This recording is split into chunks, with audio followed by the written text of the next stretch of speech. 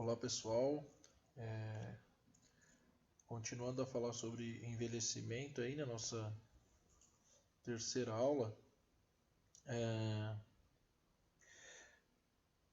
depois de colocado algumas definições aí para vocês em relação ao envelhecimento, é, a gente vai trazer mais eixos aí que estão acoplados ao envelhecimento, importantes, e sistemas, né? Para a gente tentar fazer um rastreio aí nesse tempo disponível que a gente tem, de que sistemas envelhecem, como envelhecem, né? Na senescência, no envelhecimento natural, e para depois a gente fazer o link com o exercício físico, né? É, e antes da gente entrar no tema propriamente dito de hoje, é importante a gente colocar aqui esse dado, né? Que está lá, né? 99% do tempo em que os humanos povoaram a Terra, a esperança de vida atingia os 30 ou 40 anos. E, por exemplo, em 1900, aí, 120 anos atrás, a média de vida nos Estados Unidos era de 47 anos, né? Enquanto apenas um século mais tarde atingiu 77 anos. Então, a gente entende como fenômeno, né, do envelhecimento, o processo complexo de envelhecimento. Um dos motivos é esse aqui, né? A própria antropologia nos explica, né, que se na maior parte do tempo, né, os humanos tinham uma expectativa de vida aí de 30 a 40 anos, e se há 100 anos atrás ela ainda era de 47 anos, por exemplo, né? E agora, nesses últimos tempos, a gente teve esse boom de longevidade, né? O que é importante a gente olhar e pensar? A estrutura fisiológica desse humano evoluiu, né? Para essa faixa etária, né? Para essa expectativa de vida, né? Então, quanta coisa que não mudou agora com esse aumento de expectativa de vida, com uma maior incidência de senilidade, né? De doenças do período do envelhecimento. Né? É bem importante a gente ter isso em mente, né? Que, como diz aqui o início, envelhecer é um processo novo. Então vai ter muita coisa em volta disso, muito descobrimento em volta de tudo isso. E é importante a gente saber que a gente está longe de discorrer sobre o processo de envelhecimento como um todo de forma completa, né? Até porque essa expectativa de vida pode ir mudando com o passar do tempo, né? E um outro pedacinho aqui de texto que eu coloquei sobre essa senhora francesa, Jeanne, que morreu aos 122 anos, né? Ah, que ela coloca essa citação, né? Ela responde quando perguntada, né? Do segredo da vida. Ela respondia, né, que azeite, vinho do Porto e chocolate eram as chaves para uma vida longa, né? Para que a gente colocou isso aí como exemplo para vocês, né? Porque falando em longevidade, então estudos realizados com centenários, né, mostram que uma atitude positiva e inquisitiva pensam no sentido de inquietação, né? Vamos destrinchar assim esse termo de inquisitivo, de inquietação, né? Então tudo que a gente busca no sentido da curiosidade, de investigar coisas novas, de desafiar, por exemplo, o meu corpo, o meu sistema nervoso, minha função física, habilidades alimentares saudáveis, exercício moderado e laços estreitos com família e amigos que entra no aspecto social, e fatores genéticos, né, estão associados a uma vida longa, né? Mais uma vez a gente está vendo a necessidade de vários eixos aí para se ter um envelhecimento bem sucedido, e aqui estamos falando de centenários, né? Com indivíduos que chegaram, né, nessa faixa etária ainda com uma saúde, tendo em vista as circunstâncias de ter mais do que 100 anos, né? Mas é importante a gente olhar esses aspectos, né? Como a atitude positiva, por exemplo, vai gerar a produção de hormônios positivos que vão influenciar em fatores genéticos, por exemplo, né?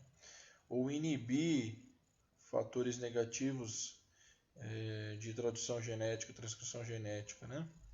Então, é importante a gente ter todos esses aspectos em volta do envelhecimento para a gente não ter uma visão unilateral do envelhecimento, tudo bem? Aqui são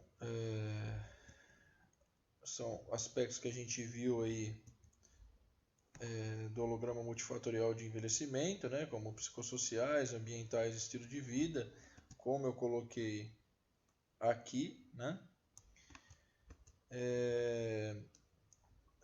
O que já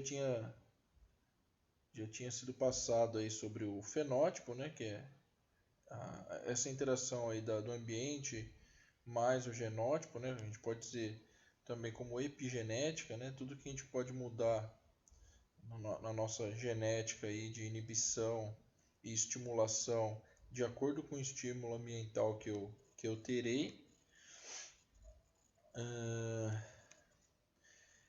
As teorias do envelhecimento, né, que a gente também discorreu aí e conversamos. A diferença de senência e senilidade, né, só para dar uma revisada no que a gente tinha falado já. E aí eu coloquei para vocês alguns sistemas, né, que a gente ia verificar como eles envelhecem, a partir de quando, como e de que forma posteriormente, né, o exercício poderia combater esse declínio, né? Aí a gente discorreu um pouquinho já sobre o sistema imunológico, né, fez a introdução. A gente percebeu que a senescência, né, que é o que eu comentei nesse slide na última aula, a senescência vai dar um quadro de perda de homeostase, né, do equilíbrio da minha função como um todo corporal, e essa perda de homeostase vai reduzir essa capacidade aí de adaptação para agressões internas e externas, né? E isso vai aumentar a minha exposição a doenças e infecções, que são um fator de risco extremo aí à saúde nessa faixa etária, né? E o sistema imunológico, a gente também viu já na última vez, na última aula, que ele tem a principal função, a capacidade de reconhecer e reagir rapidamente aí a fatores internos e externos, né? E ele tem a memória, a gente tem a memória imunológica, né? E uma alta sensibilidade e diversidade de defesa, né? E também a gente viu que esse processo, né, de sensibilidade, diversidade e de memória parecem ser aí prejudicados pelo estresse oxidativo e o encurtamento dos telômeros, né, que é um processo natural da senescência, né? E tudo isso vai fazer eu diminuir meu repertório aí imunológico relacionado à idade, né? Agora, pensando no sistema imunológico propriamente dito e envelhecimento, né? Vamos falar um pouquinho do remodelamento das respostas inatas e adquiridas, né? Com o envelhecimento, né? Sabendo que eu tenho as respostas inatas aí que são minhas, né? Eu não adquiri, é o meu sistema imunológico próprio, e tem aquelas que eu adquiri principalmente em função de fatores externos, né? Então, falando das inatas, né? Esses elementos aí, como neutrófilos, monócitos, né? Ah, células dendríticas e células natural killer, que são, assim, palavrões, mas é importante a gente saber que são elementos protagonistas do sistema imunológico, né? São combatentes aí, verdadeiros soldados do sistema imunológico. O que será que acontece, né, com eles com o envelhecimento, né? Será que eles aumentam a quantidade com o envelhecimento? Será que eles diminuem a quantidade, né? A princípio, a gente pode pensar que a gente perde, né, a quantidade dessas células, né? Desses soldadinhos aí que eu falei para vocês, esses combatentes do meu sistema imunológico. Mas o que acontece é que a quantidade é mantida. O que a gente tem é uma perda de funcionalidade dessas células, né? Que compõem o meu sistema imunológico. Então, a quantidade parece permanecer, eu continuo com a mesma quantidade dessas células, mas eu tenho um pouco de perda de função.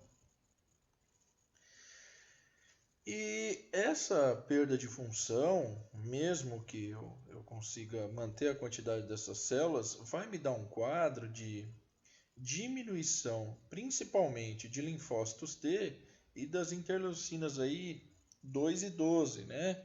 Para que eu preciso saber disso? Os linfócitos T, junto a essas interleucinas, dentre outras, são